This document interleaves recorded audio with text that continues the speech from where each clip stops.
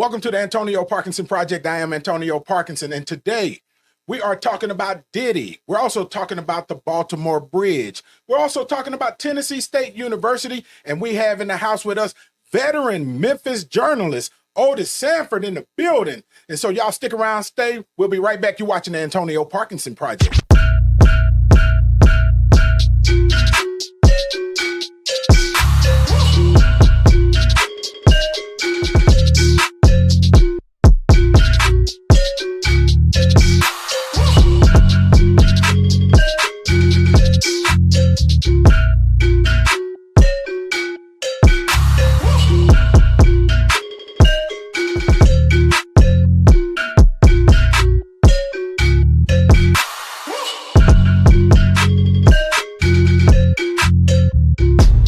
Welcome back to the Antonio Parkinson Project. I am Antonio Parkinson, and we have our wonderful co-host in the building, Angelika Geli Woods. Give it up for her. Hey, barely made it. I made it in the nick of time. Yeah, you did. And of course, we have our Angelika, what the hell is DJ Kojak? Kojak and himself. Kojak. That didn't sound right. Oh my! Oh, that's not good, y'all. No. I'm sorry, I didn't mean to say that. Wow. We got company in the building too. I'm sorry. Yes. Yeah, let's give it up for the veteran Memphis journalist himself. We're turning the cameras on him. Superstar Otis Sanford in the building. Yeah, baby, give it up for her. Angelika, you can't clap for the man. Jeez. No, we did claps and ovation. I feel like I'm going to be Man, critiqued. look. Interviewing's going to be critiqued. Everything, content critiqued. You know, I got to be on my best behavior. Okay. Yeah. We getting a chance to flip. Wait a minute. Hold up. Yeah, I wish we could turn this camera right now. I'm gonna do my lip Angelika, gloss. I'm gonna do my lip gloss because he walking up in here. Let's just look at him. Wait. And DJ Kojak in the building. And then lied and said he was gonna go get his switchboard. Ain't got nobody's switchboard. Ain't got nothing. Look, he gonna put the turntables up in the middle of the next segment. I couldn't miss this one. Couldn't miss this Right. one. We got the man. We got the man. Right. You about One and only. Is that what it was? Angelika, help me out now. Help me out. We just left the planning meeting on the patio. We was doing real well. We were. We all left at the same time. We did. We're all going to the same location. Same location. So tell me how. You know, us is when the sun comes out. Sometimes we just don't know how to behave. You know, little vitamin D, 73 degrees. Oh, I'm telling you. I don't know what's going on. He ain't got none of his equipment. He's late. He probably don't have any. He probably don't even know where he at. Going in on. See, And I had to do the most. I had to get a whole little makeup, natural, and he. Angelika, and then his phone is loud. His phone. Otis, help us out, Otis. Well, I mean, hey, look, I thrive on deadline, so I'm always on time. Yeah, he was early. He is like early. I'm not trying to bust you out. Right. No, you can't. It's okay. No, it's okay. It's okay. He can handle it. I said when he came in the studio, I was like, "You're on time." I'm not used to this. The set was quiet. I said everybody's on their best behavior. I said, "What is going on?" Well, I don't know why that was. Yeah, I don't know. Hey, man, and look, and our last two guests, Tammy Sawyer, shout out to Tammy Sawyer. Hey, Tammy. Was latest. And Gail Carson came in with her heels on late. London came in late. Fashionably late, though. Fashion, is that what it is? Yeah, That's You what we saving call them. it. That's so nice. Right, yeah, So you're very nice. kind. Otis, you ain't got to save them, don't save them. They don't want to be saved. Right. Hey, and you know, it's sundress season, Angelika. I know you mentioned it when we was on the patio. He was a little excited about it being sundress. Well, you know, we are all happy about sundress season. That's why Kojak is late. Oh, don't get him in trouble. The wife said, he said, "Oh no." You know, hey, Otis, you know, it's sundress No, season. don't you feed know, it. Yeah. Oh, did you say yeah? Don't feed into it. Well, I mean, You got eyes too. I'm a man It is too. what it I got is. eyes. It don't mean you're lusting because it's sundress season. It just means you're appreciative Yeah. of sundress season. Exactly. I am too. I like sundress season too. You do? You like sundress season just Yeah. like y'all like gray sweat season? I mean, we don't. I have nothing. I don't know nothing about that. I just like to throw on a dress, be breezy, and just carefree, you know, and wrinkled. You're watching the Antonio Parkinson Project. Diddy's in the news. Of course, this is the biggest thing that's out there right now in the news. I look at it as sad and unfortunate, honestly. You have an individual that's such an icon in the business, right? To be, for us to be hearing this kind of news about him, and of course, as the story goes, there's a young producer that was in there, and of course, let's go back. His former girlfriend Cassie, filed these charges. And we talked about that too. And it was an incredibly quick settlement for an incredible amount of money. It's record settlement. Yep. And then of course, other people came out, right, and started, making their accusations. But this young producer that was working in there, 73-page report, naming a lot of names, is pretty damning if it's true, because it's all alleged. Right? When you come up with 73 pages, that's a lot of lying. You gotta have an art. You gotta be you 73 pages of lies, y'all. Even if something's a lie, there's some truth in a lie. That's there's all I some truth say. in a lie. Yeah. That's an Angelican. Okay, yeah, no, that's what I'm saying. Can we introduce Otis so he can? You get what I'm saying? Like, even when somebody tells a lie, there's a little truth in a lie. It may have been the story or the narrative may have changed a little bit, but there's some truth in a lie. Like I said, you heard what I said. Oh, she said what she said. I said what I said. Okay, that's a new one for the glossary. You know what? See, I like truth and lies. They act like I'm talking. They act like I'm talking a foreign language, but everybody's not on that level that we are on, Mr. Otis. Otis, she's from Iowa, so it is foreign. From Iowa. Right. Whatever. Right. You're right. When she left, there were only 2 people that looked like her. Whatever. I can believe that about Iowa. 70 pages, y'all. That's a stretch. That 73 pages is a lot now. It's very detailed. Yeah. It's very. Otis, you got any thoughts on that? Well, I obviously I have never been a big Diddy fan. I'll just be honest about it. Obviously, I keep up with what's going on. Right. But there has been a settlement, first of all. And as someone who covered federal courts and federal government and FBI as a reporter way back in the day, Come on with the it is extraordinary if you get your place raided. They're looking for evidence that they think is there, and they wouldn't be going because the judge had to approve it, a search warrant. Where there's smoke, there's some fire here. And so we'll just have to wait and see what comes out of this. But a federal raid means that there's something going on. That's a lot, man. It's serious, man. It's very serious. Remember, we talked about this with Police Director C.J. Davis. Yes. Are you the feds or are you the police department? Yes. Two different levels. 2 different levels. I think they already have what they need. They already know what they're looking for. And they just getting a little something to make it stick. Right. And they have to have, like he said, you have to have permission to go in there. Then the judge's not gonna let you go in there just on anything. Right. No. Right. So for them to go in there, they got something already. And they know where to look. They would want to hang you now. And it's called probable cause. Yeah. So they go and they lay out to the judge a probable cause about what's going on, what they know or what they suspect has happened, and what they're looking for when they go in. The judge approves it.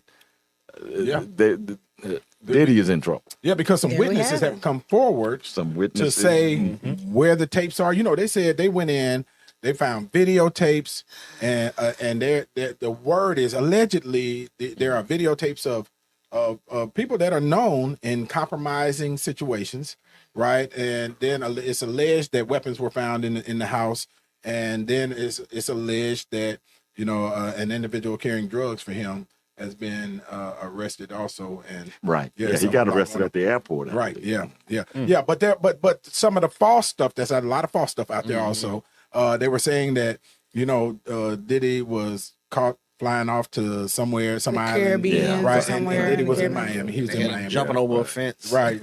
Yeah. Cursing out the the feds, and there's all kind of stuff, all kind of narratives out there. And honestly, the internet he's broken the internet, and I'm sure to Beyonce's dismay. Because her album dropped last night, right? I didn't stop nothing. I still worked to listen to the whole CD today, okay? Oh, what did it sound like? It's really good. Really? It's Beyonce. Did you have some boots on when you listened? No, I didn't. Okay.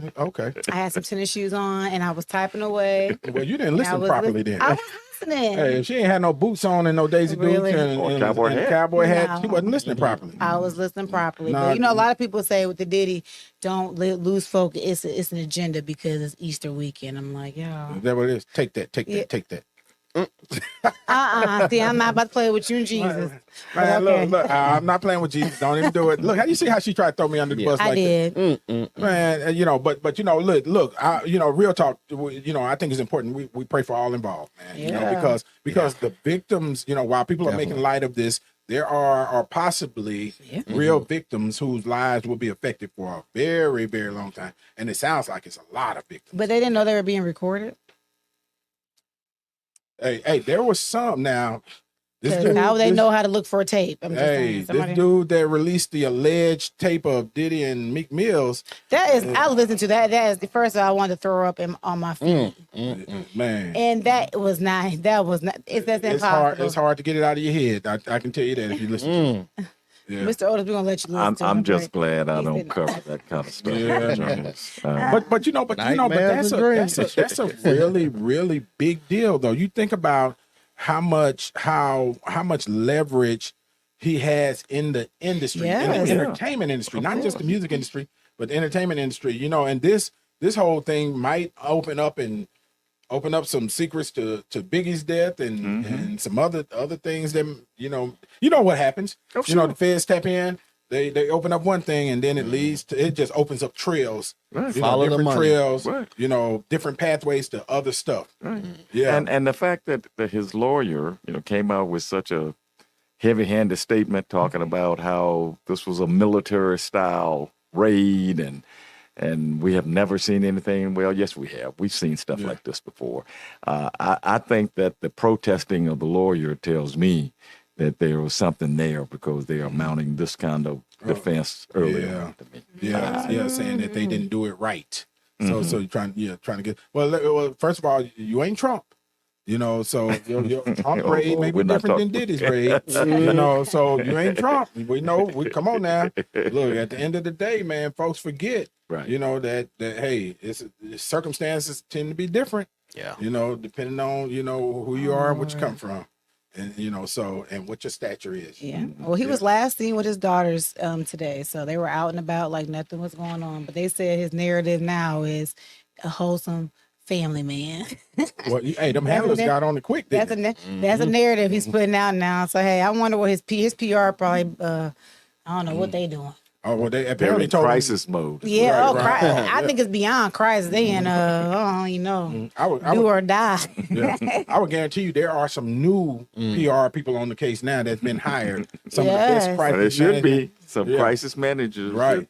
Where's Yeah. Kerry Washington at? Look. Yeah, right. That's what we need. See, that's what we need. Yeah, man. Yeah. You're watching the Antonio Parkinson Project. Speaking of crisis, Tennessee State University is in the news, right? Because just yesterday they vacated the entire board of the one and only HBCU land grant institution in the state of Tennessee, and there was a lot of conversation about that, and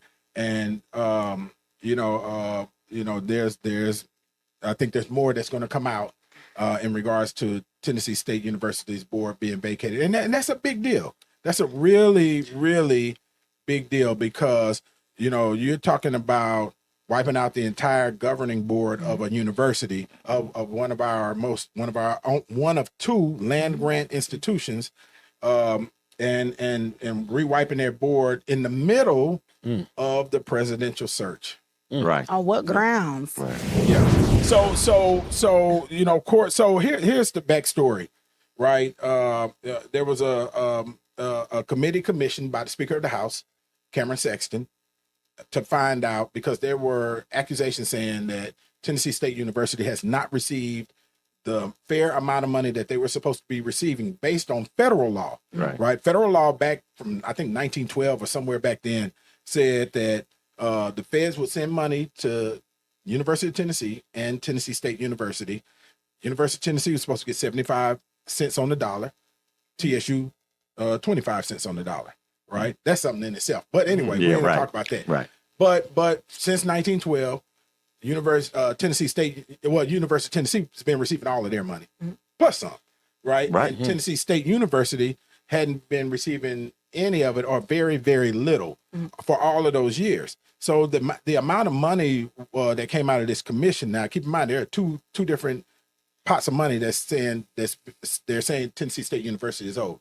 But the amount of money that came out of this state commissioned report said $544 million or $500 million owed to Tennessee State University. Well, here's what's interesting. 2 years ago, the state of Tennessee, the governor, he signed the budget and we passed the budget that put $250 million into Tennessee State's coffers. Right. And that's when the fight began. Uh-oh. So it wasn't until after that $250 million was allocated that all of these audits were commissioned, and all of a sudden they start finding all of this wrongdoing once that $250 million went into Tennessee State University's hands. And then and watch this. It's been 5 state commissioned audits. One of them, the last of which, was budgeted for $2 million. Let me say that again. For an audit? For an audit. The state put up $2 million to audit the black HBCU because they were looking for something criminal, and there was nothing criminal found. Right. Oh, wow. And so now that audit dropped yesterday. No one was really talking about the findings of the audit because there was no criminal stuff found. Now there were some mistakes found, but this is like, operational. You didn't have a policy. You for can this, make honest mistakes. Everything is not intentional. Listen, let me tell you something. If you spend $2 million on an audit, I don't give a damn how good you are. You're gonna find some mistakes. Yeah. Of course. $2 million? Of course. Right. You hear me? $2 million. You better find some mistakes. We better find them. We paid for them it was fines. over, and I may have these numbers wrong, over 8,000 emails searched. Going through over 20,000 documents, going through. This is a straight up forensic audit of this HBCU. And University of Tennessee has never gone through anything like that. University of Tennessee had their board vacated one time, but it was because the governor was changing the structure of all of the universities. And he vacated the board because UT wanted him to. And then they quickly put it back in order. But this treatment has never been done to any other university in the state of Tennessee. Wow. And it's incredibly disparate in what it appears. Yeah. I just think it's total overreach, first of all. And you have to look at the specter of race here. I saw a quote from one of your Republican colleagues complaining about money that was given to Tennessee State, and they use it for excessive scholarships, and to the point where they didn't have dorm rooms for students. Okay. So they were putting students in hotels. Right. He was complaining about that. Right. But UT did the same thing. Right. UT had students in hotels. Right. That's right. That's absolutely right. So, painted it orange and called it the Volunteer Inn. Right. So the same time too, at the same exact time. I didn't realize it was at the same time. Same exact time. But they don't say anything about that. Right. So I just, this is another example of a legislature, and God knows I have been really tough on this legislature. Right.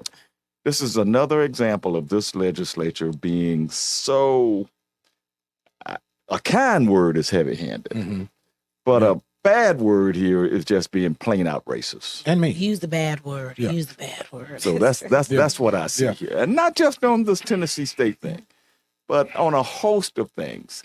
They have a takeover mentality on everything. They want to take over. They want to run it. They did the same thing with Nashville. Yeah. They trying to do the same thing with Memphis. They did the same thing with a whole host of things. Yeah. So I just have no real respect, unfortunately, for the Republican-controlled legislature. Yeah, and I'm not talking about everybody. Yeah, right. Yeah, and absolutely, because everybody, there are some good members on the Republican side of the Tennessee legislature. There actually are.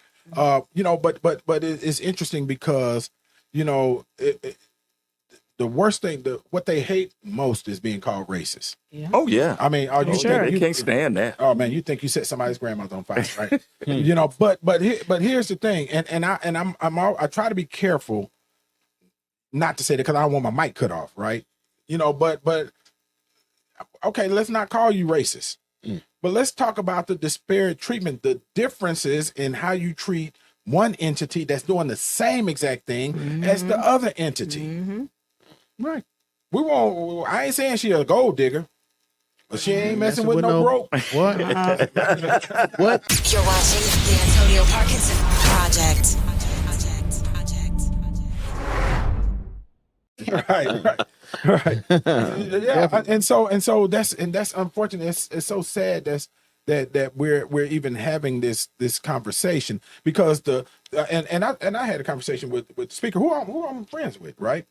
You know, today, you know, and just reiterated to him that we cannot have a real legitimate conversation about Tennessee State University and their misgivings or their missteps or their shortcomings without having the conversation about the fact that it's $544 million missing from them. that y'all did. Yeah. Yeah, y'all making mistakes. Y'all got mishaps. I mean, if $544 million was in there, we wouldn't have a housing crisis. Yeah. Well, maybe we would because UT's getting all of their money. They still got a housing crisis. True. Right? And if $544 million was in there, we wouldn't be talking about an issue with a policy because maybe they can hire the person to get the policy done. Yeah. You know, you got an HBCU, Otis, that has been robbing Peter to pay Paul for decades. So you squeeze the money out of them and then you blame them for not being perfect. Right. That's exactly. And they're not what I see. perfect.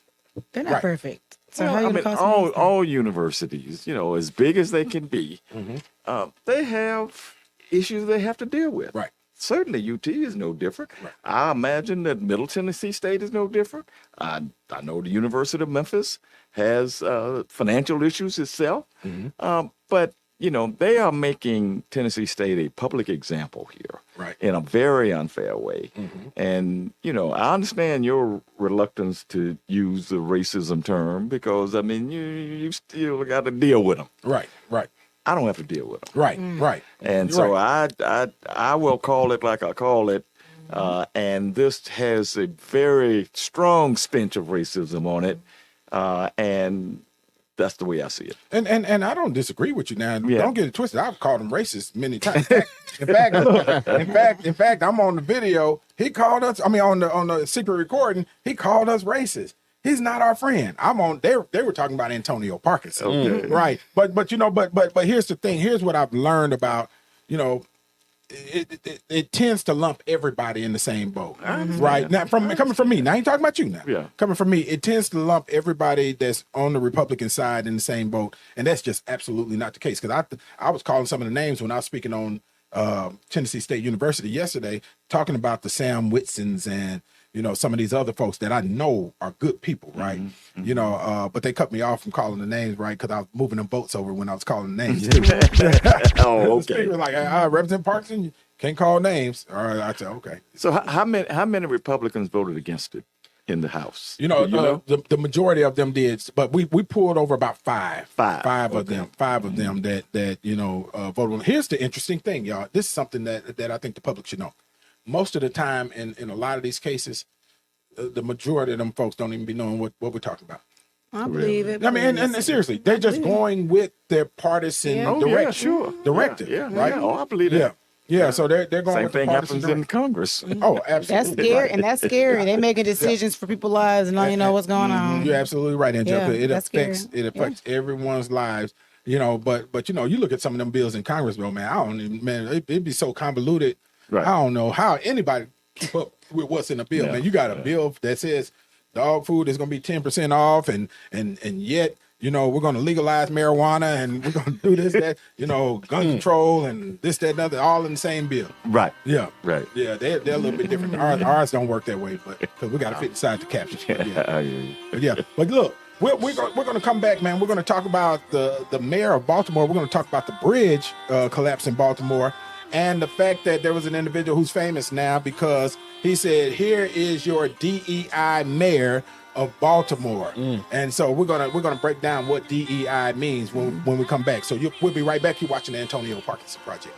It wasn't me and you together, supposed to be forever. Plus we were lit together, pop out matching Gucci sweater. It wasn't thinking, telling, no when they see us they jealous. I took you through some, but you still got me through whatever. I can't answer why you won't leave. You think he better than me? No, I can't be too screen. Can't find no better than me. Mama told me say what I love. My bro say let her just be. I can't keep going back and forth. I should just let her go free. Cause if you stay then go on and on and on, trying to tell me I'm wrong, cause I did not make it home.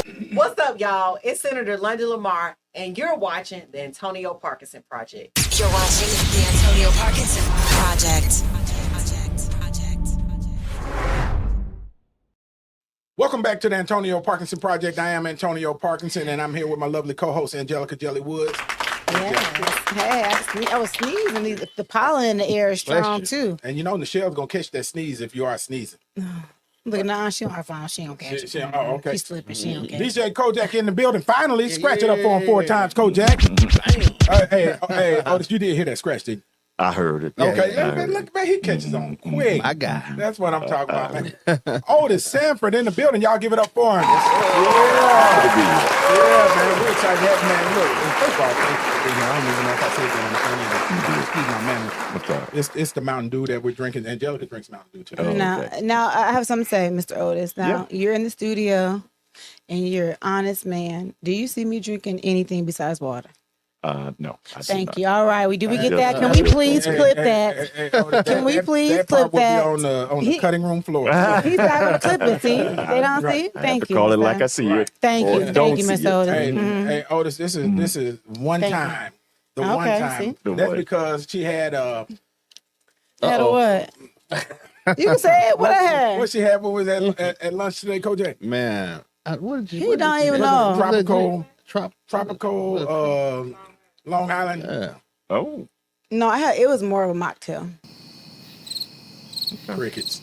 It was. They cannot stand it. It's okay. It's okay. It was a mocktail. Look. we appreciate Polly Pierhart because she, but it's the strangest thing happened, right? You know, we all woke up to this news that a cargo boat, ran into the bridge in Baltimore, and then we watched the bridge collapse. That's Completely scary. underwater. That's scary. Watched it on television. Right, with It's cars on the incredible. bridge Yeah. and workers on the bridge. Scary. Right. Unbelievable. But how what just, you know, of course, aside of the lives, right, that are being affected, the fact that that bridge went down so easily is scary. And you got people driving across this bridge every single day. Yes. Thousands of people. Thousands of people. Yeah. And it goes to show, you know, that our infrastructure in the country is dilapidated. Yeah. So give me some thoughts on that. Jump in there. Yeah, Anybody. go ahead. I'll go ahead first. Okay. Well, I mean, there's so much to talk about with this. First of all, you talk about the infrastructure needs. We certainly have that. Right. We had one of the biggest cargo ships around that was heavily laden with stuff. That lost steering, it lost power, it lost everything, and it was heading directly for that pillar. But there are some positive things to take out of this. First of all, they saw what was happening and they did a mayday. They radioed people, and it just so happened that they did it just enough time to get the local police to close off both sections of the bridge. Okay. This is Interstate 695, I believe. Yeah. And so there were fewer cars on there. Of course, this was 1:30 in the morning or sometime like that. And so there would have been fewer cars, but there were a lot fewer cars because of the police interaction here. Yeah. The sad thing about this is, again, the loss of life. You had 6 men who were working on the bridge, filling potholes, who perished. And it can't be lost on me, Antonio. And I brought this up in my television stuff over the weekend. It's not lost on me that every one of those workers were immigrants. every one of them were immigrants who they've been in the country a long time. You know, they're from Guatemala, Mexico, and places like that. But they are doing the work, filling potholes in the middle of the night to keep everybody else safe. But they were immigrants.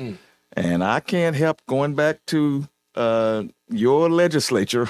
Going back. Just an hour or two before this happened, the state Senate passed this bill that basically forces the local police to help round up immigrants and kick them out of the country.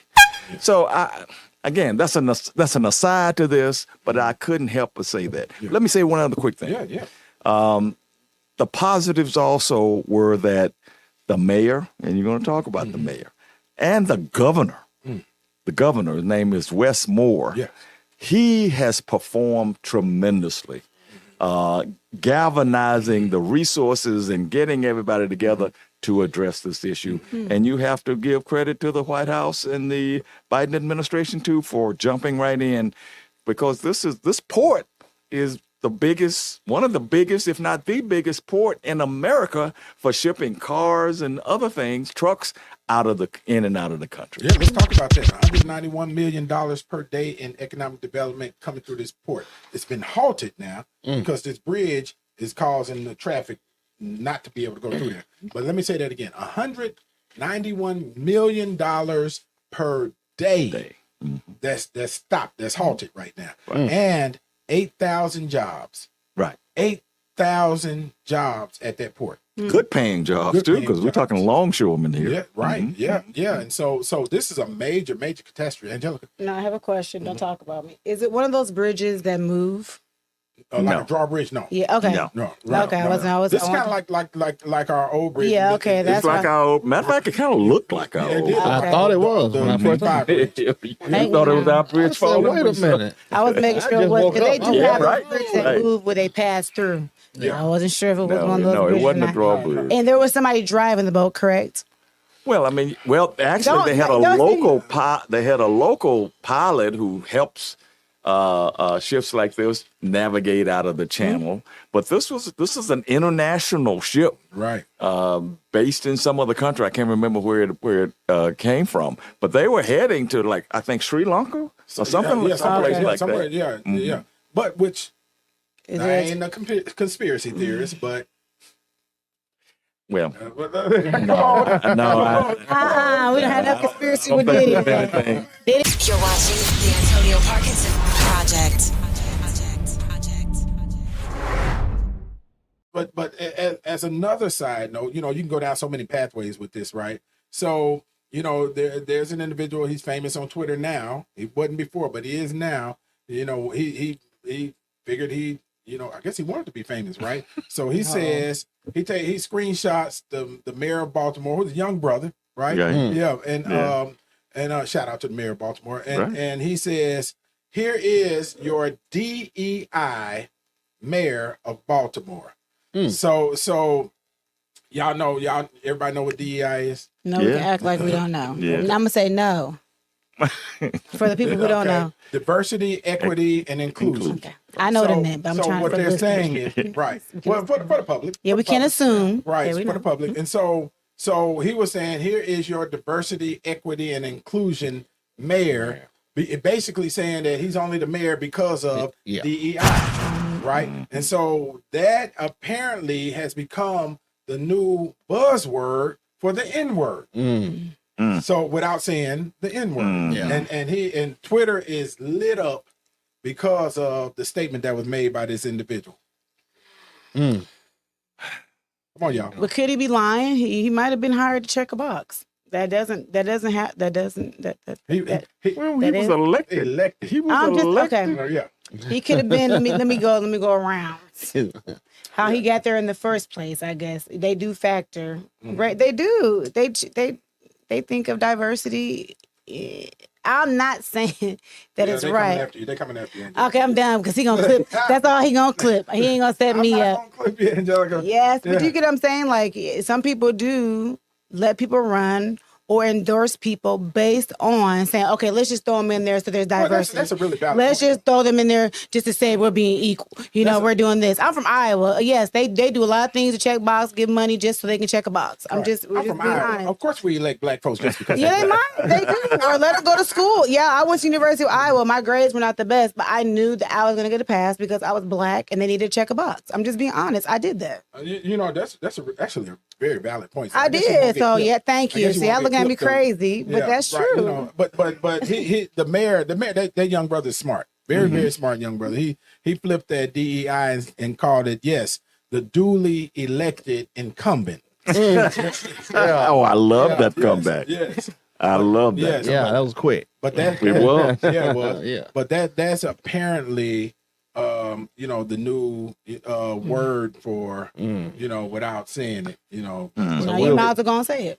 We'll be hearing that a lot now. right. We better I, not. I was thinking about getting me a T-shirt that said DEI representative. Yeah. Right. Yeah. Duly elected incumbent. I love that. Yeah, I love man. it. Shout out to the mayor of Baltimore, man. We're Yeah. praying with all of the families and Yes. the citizens of Baltimore. I got a niece that's in Baltimore. Shout out to my niece Tiffany Stripling and one of my favorite cousins and mentor. His name is Otis too. Oh, Yeah, we okay. call him OD. So shout out to everybody. First thing I did was checked on them. You check on your folks now, man. 'Cause Oh, you yeah. never know, man. Yeah. With Yeah. all these things that are happening. So Yeah. But that's a really, really, really big deal.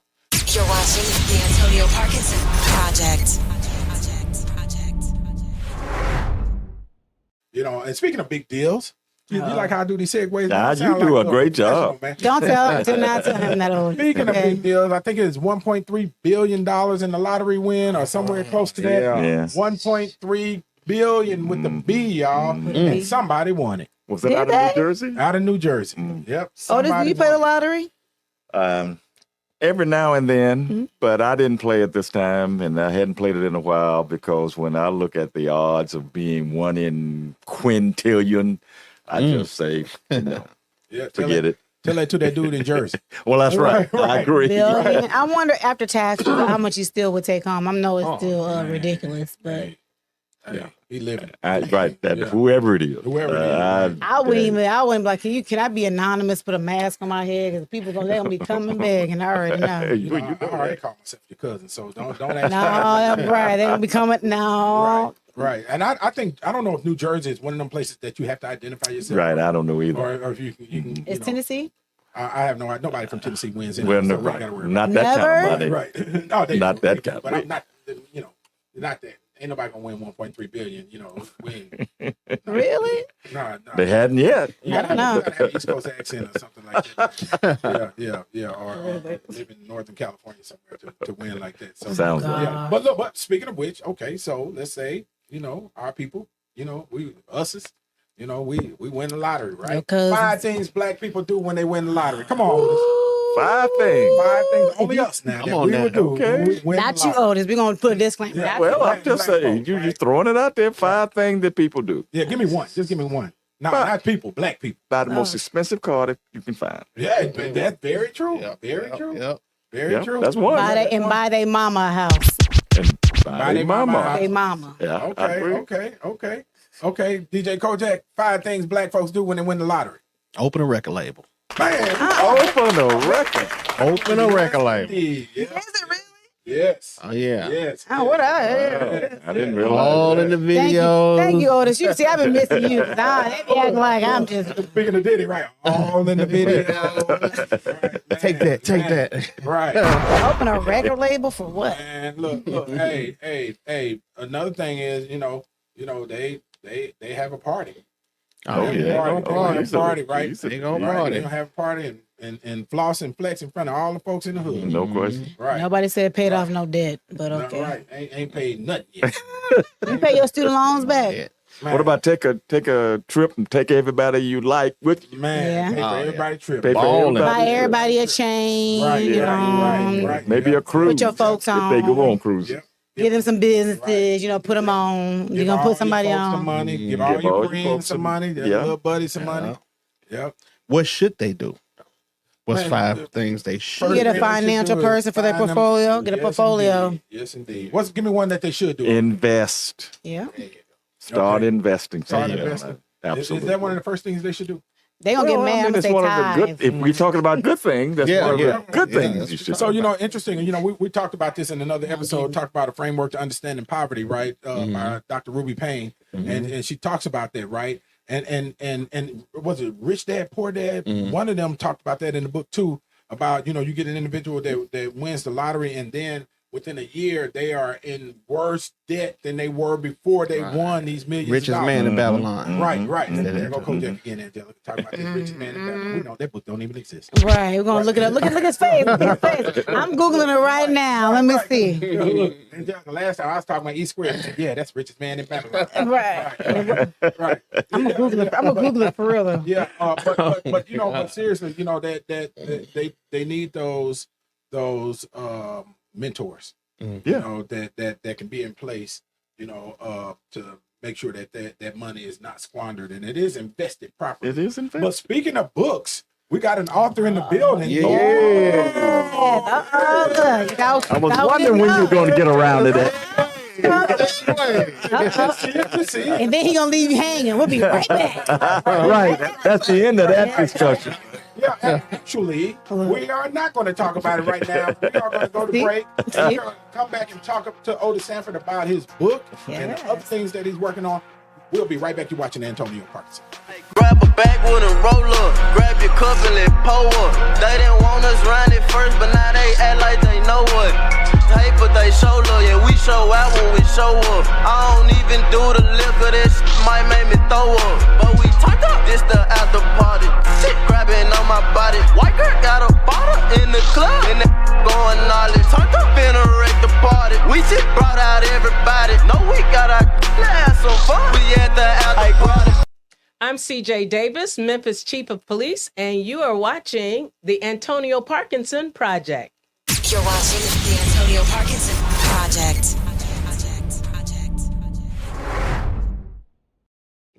From Boss Crump to King Willie, he is a bestseller to African Americans with his historic book. And y'all make sure y'all go out and get it. It's From Boss Crump to King Willie, authored by our guest Otis Sanford. Give it up for him again. Welcome back. Thank you. Bestseller, Thank Mr. you. Bestseller. Yes. Hey, now Otis, this, obviously this has to be a good book. I hadn't had a chance to read, but I'm going to read. Is it on Audible by chance? You up on Audible? I have not done all. Okay, we got to do that. Well, we got You have the voice. You have the voice to do That's it. not a bad idea. You have the voice to do it. Oh, Yes. thank you. You do. It really does. You can listen to your I've voice. been thinking about doing it for quite a while, and just hadn't gotten Okay, it. so we're gonna have to make that happen because I'm a big Audible fan. And look, hey Rico, we're gonna get Brother Sanford in the studio and go and get this audio version of this book From Boss Crump to King Willie done. So all of us that travel and listen to Audible, we can have it narrated, and Michelle, have it narrated by Otis Sanford himself. Otis, we just want a little small cut. We just want a cut, just a little small. That's what he should have started. That's what he should have started. Right. That's what he should 90110 have started with. Studios. Right. Shout out to 90110 Studios. Pull up if you want to get your audio book done. Are they a sponsor? Right. They are 901. Absolutely, they are. So tell us about the book, man. Yeah, obviously a good read. Well, I'm very proud of it, first of all, and the subtitle really explains what we're talking about here. And the subtitle is How Race Changed Memphis Politics. Man, that says something. From the two most influential, other than Antonio Parkinson. That was so nice. I'm still wearing diapers compared to them guys right That's there. so nice. The two most influential political figures in the history of the city. Boss Crump, who ran this city for 50 years. He was the boss. And while he didn't serve in office all that long, he decided who was in office. Kingmaker from the governor all the way down to the mayor. And so the book chronicles not their whole life stories, but it chronicles what was going on in Memphis and why they put their trust in Boss Crump for 50 years, all the way to Dr. Harrington, Willie Harrington, who was elected mayor in 1991 and is the longest serving mayor in the history of the city. So that's the book. I mean, it covers pretty much everything from the election of Harold Ford first to Congress in 1974. It covers certainly the assassination of Dr. King in 68 and how that started to change the population of Memphis that allowed Dr. Harrington to be elected in 1991 because the demographics changed. Explain that. Let me pause you right there. Explain how. Two questions off the top for me. Sure. One, what's the difference in the leadership styles between Boss Crump and Willie Harrington? Right. Number two, how did the death of Martin Luther King change the demographics in Memphis? Well, all right. Actually, and Dr. Harrington wouldn't like me saying this, but there are little similarities between Boss Crump and Willie Harrington in that both were very sure of themselves, had a touch of arrogance about them. But Boss Crump saw African Americans as someone, as people to that he could use to stay in power, because he would not have been in power had it not been for Black folks voting for him. And there are a lot of reasons why Black people voted for Boss Crump and his candidates. And give us some of that, because I want to hear that. Come on. Well, I'll give you one quick. So they got to get the book now. They can give you everything. Right. Oh, they gonna buy this book after this. Look, they gonna buy. Well, there's one incident that I think helps define just how Boss Crump was able to get Black voters. And it happened back in 1914. Black people could not go to the city parks. They were not allowed. They had their own park, Church Park. And what year is this again? This is 1914. 1914. Okay. Boss Crump was the mayor at that time. And Black folks could not go to any other parks except Church Park down on Beale Street. That was started by Robert Church. I mean, I bet the Church Park was live back then. Oh, it was. It was jumping. If we had to go there, Church Park had to be was jumping. But Black folks wanted, they were paying taxes like everybody else. They wanted their own park. Well, the City Park Commission, run by a guy named Robert Galloway, and you know the name Galloway around here. Galloway Park, Galloway Golf Course. It's named after Robert Galloway. Really? Okay. Yeah. He was the Park Commission chairman. He said, no, Black folks don't need a park. All you're going to do is get out there and frolic and run around. You don't need a park. Boss Crump says, if they want a park, let's give them a park. And he said, no, we're going to give Black folks a park. Now, the park was in Douglas. Oh, it was Douglas Park. Wow. Now, back then, Douglas was way out of the city, though. Right. And you had to go by buckboard and all kind of ways to get there. Yeah. It was way out in the middle of nowhere back in 1914, but Black people were so happy to get that park. Man, Douglas Park. That endeared them to Boss Crump. You're watching the Antonio Parkinson Project. Douglas Park was the very first park for African Americans in what became the city of Memphis. My God. I wasn't even in the city. That made Juneteenth. He know everything. That made Juneteenth, even because Juneteenth was at Douglas Park. That's where it started. That's where it started. It's still there. Juneteenth. That was one of the reasons why, if you go and talk to people who were at the beginning of Juneteenth, they'll probably tell you that they knew that it had that kind of historical value to it. But that was just one. That's just one of the things that Boss Crump did to endear himself to Black people. And then, of course, Dr. Harrington, Black folks had always wanted a seat at the table. Right. Always wanted to have some voice in government, just to be appointed to boards and stuff like that. But white folks said, no, we're not going to do that. And it was the 1990 census. You asking me about Dr. King. I just got Dr. King's death. White people left the city in droves. That's why we have Collierville. So that's why we have Bartlett, Germantown, and certainly DeSoto County started to grow. White folks left the city of Memphis and went to those places.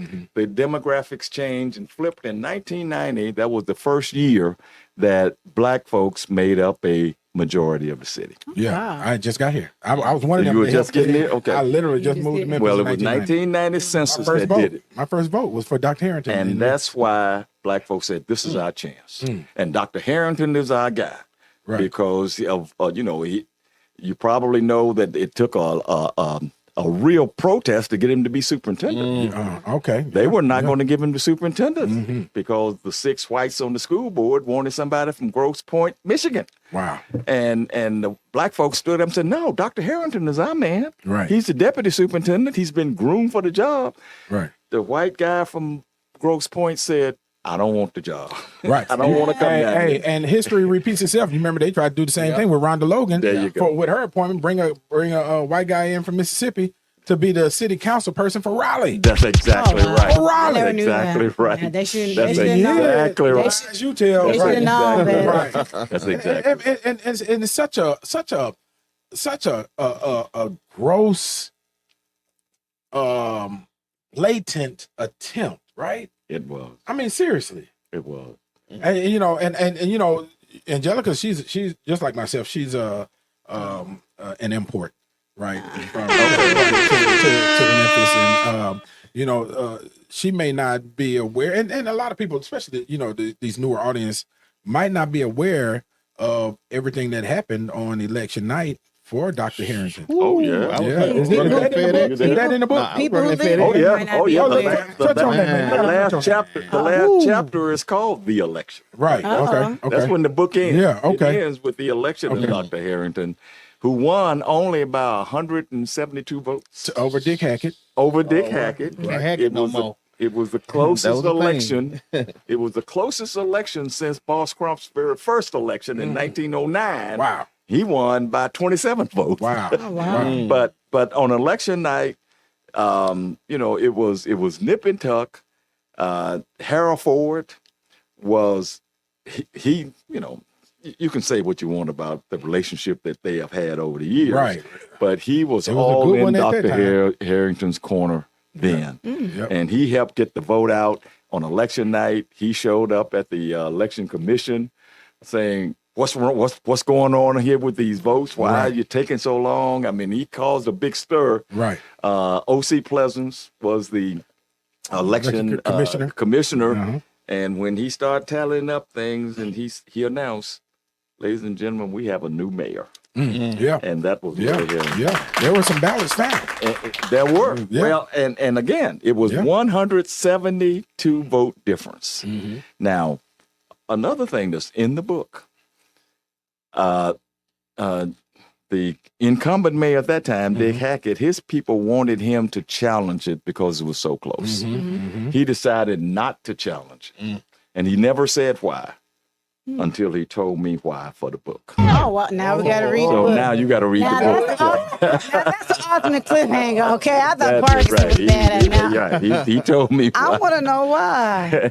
Wow. That's big. Man, That's but awesome. that you have it's interesting, Otis, and I want to pair you with DJ Spanish Fly and some others because your ability to pull that history, right, is so vitally important. But what we're missing right now, we talked about this on the show, right, is that we need to pull that music history too, all the way up to this point. So there's an idea for you, and I want to plug you with the right people so that we can capture it before these people are not with us anymore.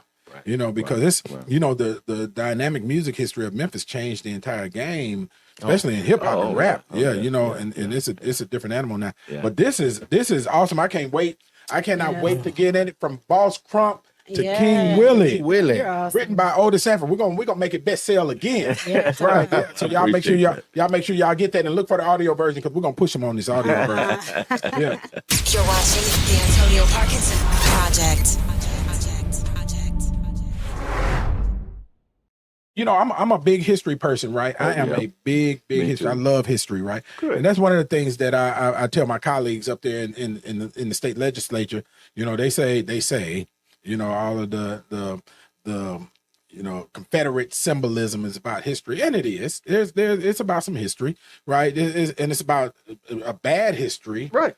In our country, but nonetheless, it's a dynamic history of our country, right? There's a book I read and called "White Trash: 400 Years of Classism in America." Did you read that book yet? I haven't read it. You got, man. I will buy it for you. You got to read that book, man. So it'll take you. It takes you all the way from George Washington, the colonial days, right, all the way up to Obama. And it's so interesting our patterns culturally or nationally, right? And then you got your patterns, state, local, and then even in your household, right? But our patterns culturally as a nation have not changed, right? It's the same cyclic, set of circumstances that perpetuates itself for generations. Yeah. Did you see that or some form of that in the book as you were doing your homework for the book? Oh, absolutely. I saw it because the book traces. It actually goes back to at the end of the Civil War with the Memphis massacre.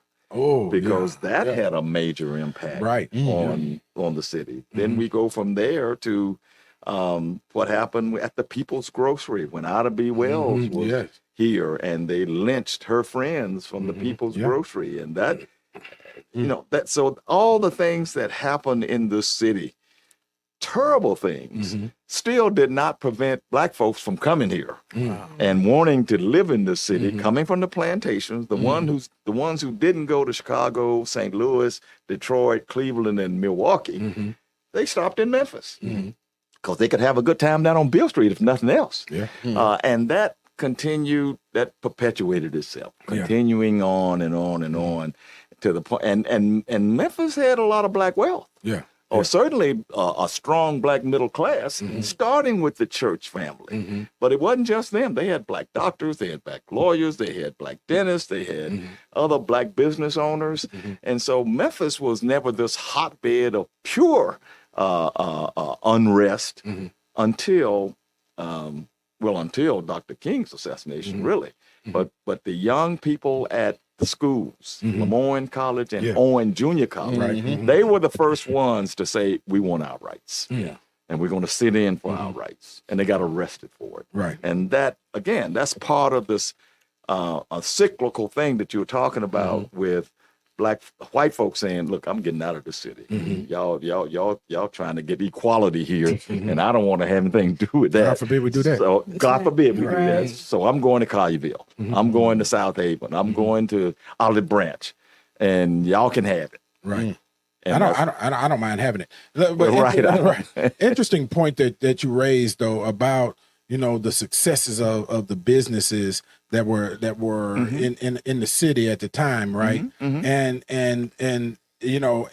but at the time now, let's examine this. At the time, we were forced to do business with our own because of segregation. Absolutely. Right? Come on. And so let me ask you this question. Come on.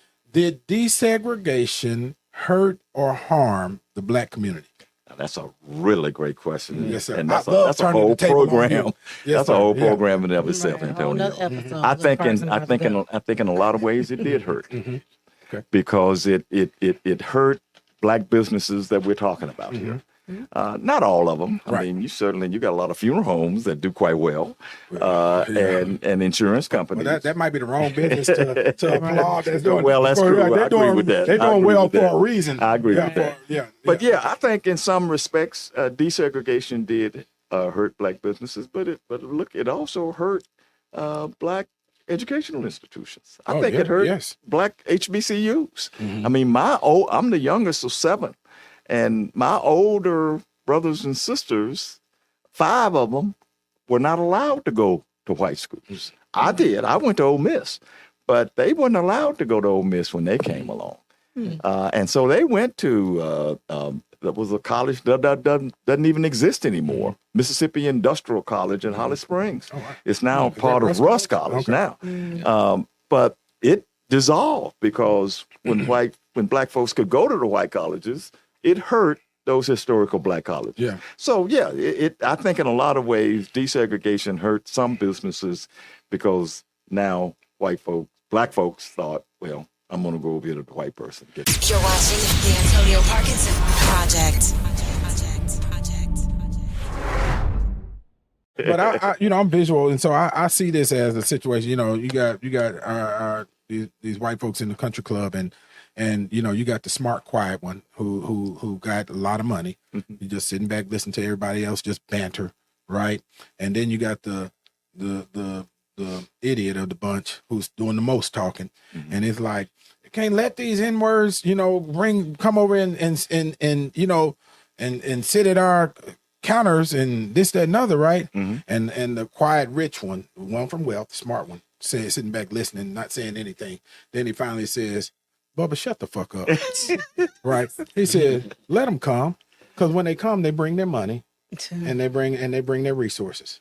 Let them come. I think that's a good point. And that's a good point. you know, because one thing I've learned in being a legislature, you know, it just opens your eyes to so much stuff, is that, you know, popular opinion and policy is always built around somebody receiving some financial benefit in the end. It ain't never an accident. It's never an accident, and it's always orchestrated in most cases, right? With somebody or one individual or somebody's that's gonna make a windfall of money because they changed something. I think that's absolutely true. Yeah. Let me say one other quick thing. Man, it takes time. Go ahead. And this is you will appreciate this because this gets into raw politics here.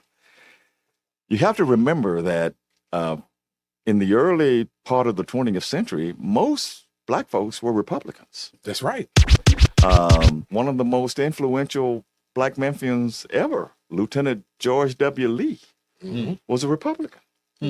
Robert Church was a Republican. But you got to qualify why. And I'm getting right. to that. Go ahead. Ben Hooks really Right. associated with Republicans. Right. And they did that because they were called Lincoln Republicans. That's right. Because they saw Lincoln as the one who emancipated them. And so that carried on for years after Lincoln's assassination in 1865. Right. It went on and on and on. Right. All right. But in the 1960s. That's right. Or actually late 50s, when the Republican Party locally, run by George W. Lee, they weren't doing what some very young Republicans wanted to have done. And so they took the party away from George W. Lee. I'm talking about people like Louis Donaldson, Bob James, who was on the city council, Harry Welford, who became a federal judge. They basically took the party away from George W. Lee because they wanted a more competitive Republican. Wasn't getting elected anything back then. And so they flipped the script.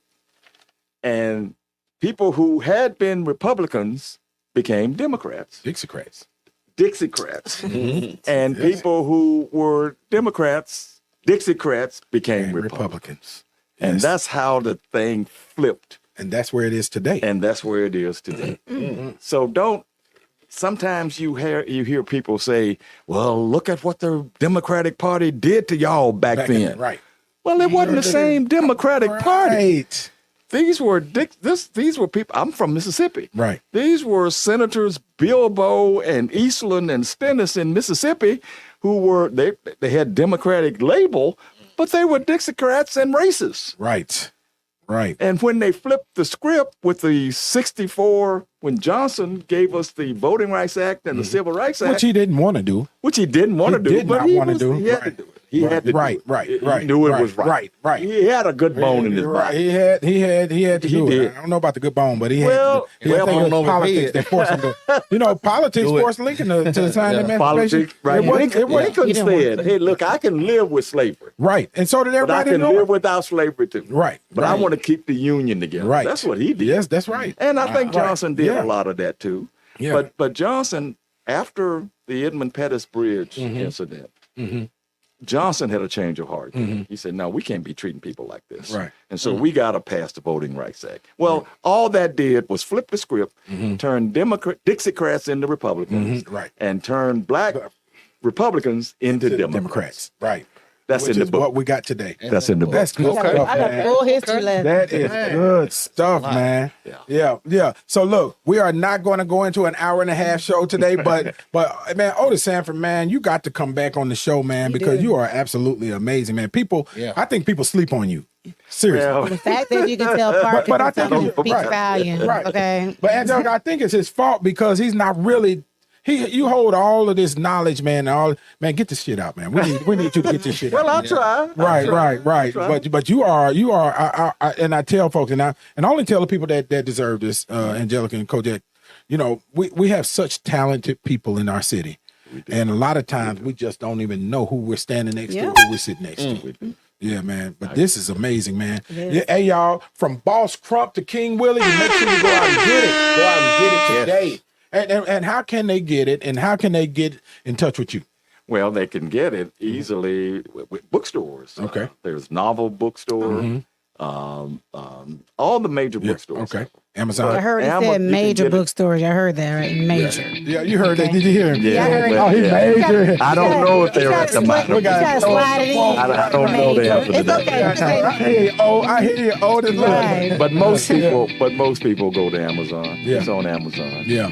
Okay. And again, it has done very well. Well, that is awesome, man. Y'all give it up for Otis Sanford in the building. Yeah, man.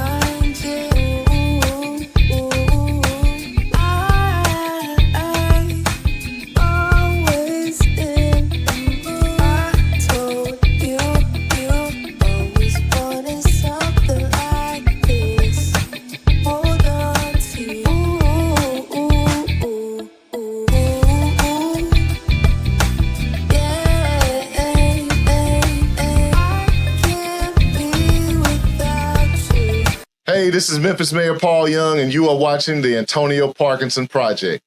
You're watching the Antonio Parkinson Project. Powered by Black Market Strategies.